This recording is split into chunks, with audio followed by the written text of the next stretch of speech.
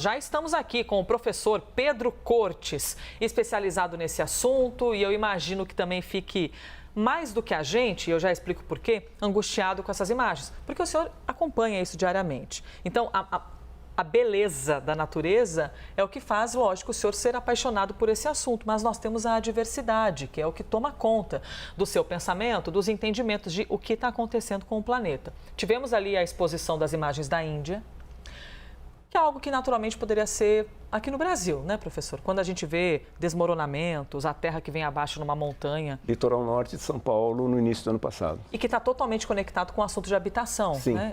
Essas pessoas demoraram um tempo para construir essas casas, então o poder público sabia, e são pessoas em vulnerabilidade, geralmente. Até porque as outras partes já estão ocupadas por pessoas endinheiradas, a exemplo do litoral norte de São Paulo. Aí tem essa questão em Santa Catarina, esse tsunami meteorológico. E também a previsão dos pesquisadores do clima era de que o fenômeno Laninha passasse a predominar a partir do meio deste ano. As águas do Oceano Pacífico, perto da linha do Equador, o professor já vai explicar para a gente, deveriam estar mais frias agora, mas isso não se confirmou. Isso tem conexão, professor? O aquecimento dos oceanos, Laninha, com esses efeitos, por exemplo, de Santa Catarina?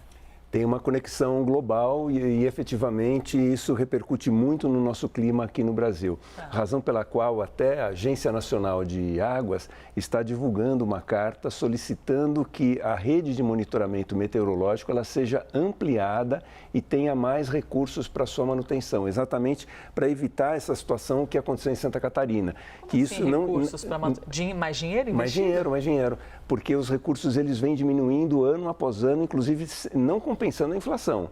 Então, diante de um contingenciamento, de um corte de gastos, há o risco de que realmente essa rede fique muito prejudicada. E uma situação dessa como Santa Catarina, que poderia ser prevista se a gente tivesse uma rede mais densa de monitoramento, acaba escapando exatamente por quê? Nós temos uma rede de monitoramento, mas ela não é suficiente para prever todos os fenômenos que vão surgindo com as mudanças climáticas. Ou seja, existem esses centros de previsão meteorológica que trabalham, precisam dos equipamentos e se você não tem muito investimento, você tem eventualmente um equipamento que não está tão bem atualizado, que está um cadinho obsoleto ou que não consegue prever com tanta exatidão alguns efeitos climáticos que, em consequência, podem proteger os seres humanos. Alguns desses equipamentos utilizados no monitoramento no país chegam a ter quase 100 anos de utilização.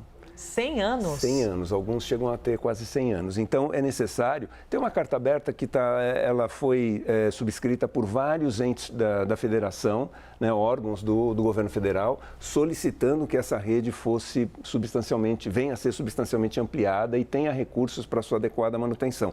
Porque a gente precisa enfrentar essas situações e prever isso com bastante antecedência. A gente não consegue negociar com o clima, mas a gente pode se preparar para esses eventos. Um alerta da Defesa Civil só chega até os nossos telefones, por exemplo, se eles estão embasados de informações, meteorologia, que consegue prever uma chuva além do normal, algum efeito adverso desse jeito. Estou aqui citando um exemplo. Professor, sobre Laninha, existia aqui a previsão dos pesquisadores do clima, era que o fenômeno Laninha passasse a predominar a partir do meio deste ano, agora, de 2024. As águas do Oceano Pacífico, como eu acabei de falar, pertinho da linha do Equador, deveriam estar mais frias, mas isso não se confirmou. Temos explicação por isso e temos uma arte, inclusive, para embasar. Sim, nós temos aqui um espelhamento do site da Administração de Meteorologia e Oceano dos Estados Unidos. Aqui nós temos a América do Sul, né? E nós temos essas águas azuis aqui, são águas mais frias no Oceano Pacífico Equatorial. Elas deveriam estar mais frias do que elas estão agora. E por que essa redução de temperatura não aconteceu? Exatamente por conta do aquecimento dos oceanos. Então, nós temos duas previsões que acabaram sendo divergentes e são previsões que trabalham com o mesmo volume de dados, né? Uma primeira delas, aí eu peço para subir o gráfico. A gente tem um outro? Isso, aí, tá. né? Isso é o quê, professor? Essa é a previsão usada internacionalmente. Todos os países utilizam isso, à exceção da Austrália, que tem critérios mais rígidos para determinar o El Niño ou Laninha. E essa previsão, veja, aqui embaixo, ela trabalha com trimestres, outubro, novembro, dezembro, janeiro, fevereiro. Os gráficos azuis indicam, as barras azuis indicam a probabilidade de ocorrência do Laninha. Essas mais clarinhas são neutralidade, e as vermelhas são o El Niño.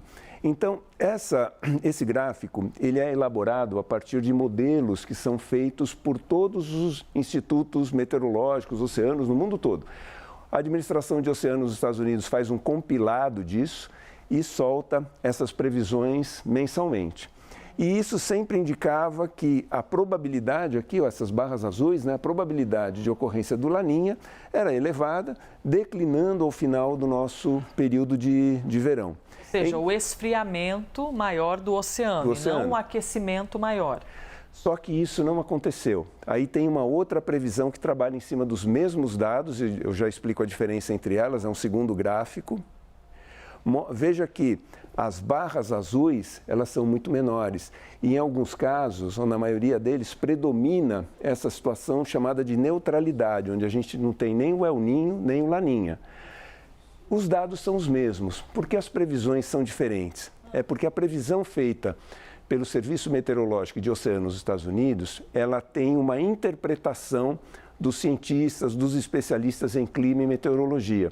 E essa segunda aqui é feita pela Universidade de Colômbia com os mesmos dados, mas de maneira automática, sem interpretação. Então, os cientistas, né, os meteorologistas, climatologistas, eles acreditavam que nós teríamos o Laninha no segundo semestre. Então, isso criou um viés na primeira previsão, que é a mais utilizada. E essa daqui, que é feita de maneira totalmente automatizada, já começava a divergir. Normalmente elas são muito coincidentes, ela começava a divergir desde a metade do ano, uma em relação à outra. Então, a indicação que nós temos é que provavelmente nós não teremos o Laninha, né? Foi uma estreia que acabou não acontecendo. Nós deveremos persistir com o clima numa situação de neutralidade, e isso eu já explico que não é algo bom. E o El Niño é uma previsão de que ele volte na metade do ano que vem. Por que a neutralidade não é boa? Não é boa por quê? Porque nós passamos numa fase de transição entre situações, ora o El Niño, ora o Laninha, e quando essa transição acontece, eu resumo da seguinte maneira para facilitar o entendimento das pessoas: o clima fica bagunçado. Ora chove muito, ora temos chuvas muito concentradas, como aconteceu agora no sul, né? E depois temos períodos de estiagem e ondas de calor muito intensas. Então o clima ele não se estabiliza. É mais ou menos como se a gente estivesse numa primavera constante, onde o clima ele sempre está alternando entre as características do verão e as características do inverno. Professor, essa imagem que é de Santa Catarina, e você imagina o pavor de quem mora por ali perto da praia e de repente vê toda essa água avançando, né? A pessoa fica minimamente desesperada. Isso que o senhor nos diz dos dados, tem um efeito direto? A gente pode ter essa condição aqui como uma conexão direta com essa temperatura do oceano? Então, a reportagem mencionou algo bastante importante, que isso não estava previsto. Por que isso não estava previsto? Muito provavelmente porque a rede de monitoramento ela não tem a densidade necessária para pegar esses eventos muito específicos. Então, nós temos aqui uma alteração significativa de pressão, né? Por conta da passagem de uma frente fria, ventos intensos, e isso vai criando a condição de ocorrência desse maior volume de água, né? E ondas mais intensas que acabam invadindo o litoral. É como se fosse um tsunami, só que ele é de causas meteorológicas, como a reportagem colocou. O tsunami normal ele é causado por terremotos, por tremores de terras no fundo do oceano.